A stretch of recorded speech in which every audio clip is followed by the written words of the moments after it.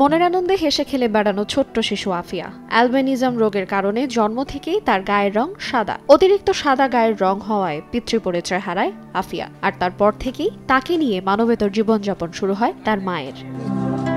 এদিকে আফিয়া এবং তার মা মনির এমন দুর্দশার কথা জানতে পেরে বিএনপির ভারপ্রাপ্ত চেয়ারপারসন তারেক রহমান স্থানীয় নেতাদের আফিয়ার জন্য একটি স্থায়ী আশ্রয় গড়ে দেওয়ার জন্য স্থানীয় বিএনপি নেতাদের নির্দেশ দেন। সেই নির্দেশনা মেনেই বুধবার ঘর নির্মাণের কাজ শুরু হয়। সদর উপজেলা বিএনপির সাধারণ সম্পাদক আনজারুল হক খোকন ঘরটি নির্মাণ কাজের উদ্বোধন করেন। ভারপ্রাপ্ত চেয়ারম্যান যে নির্দেশনা দিয়েছেন, আমাদের নেতা অনিন্দ ইসলাম আমির যেটা বলেছেন সেটা আমরা শুরু করেছি। ইনশাল্লাহ সবটুকুই আমরা কন্টিনিউ করব, যেটা দলের নির্দেশনা আছে।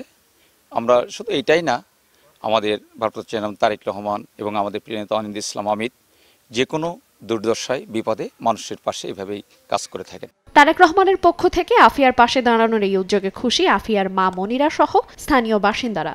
আজ আমার অনেক খুশি লাগতেছে যে অমিত ভাই বলেছিলেন যে তোমার একটা ঘরের ব্যবস্থা আমি করে দেব, তোমার বাচ্চার পাশে থাকবো, পড়াশোনার দায়িত্ব নেব। মনিরার এবং আফিয়ার থাকার ঘরের কাজ শুরু হয়েছে, এতে আমাদের এলাকাবাসী সকলে খুশি এবং প্রতিবেশী এবং তার পরিবার সকলে খুশি। আসলে রাজনৈতিক নেতাদের কাজ এরকমই হওয়া উচিত। যশোর জেলার বাজুয়াডাঙ্গা গ্রামের বাসিন্দা আফিয়া, তার জন্য নির্মিতব্য এই নতুন ঘরে একটি শয়নকক্ষ, একটি রান্নাঘর এবং একটি বাথরুমের সুবিধা থাকবে। সময় সংবাদ, যশোর।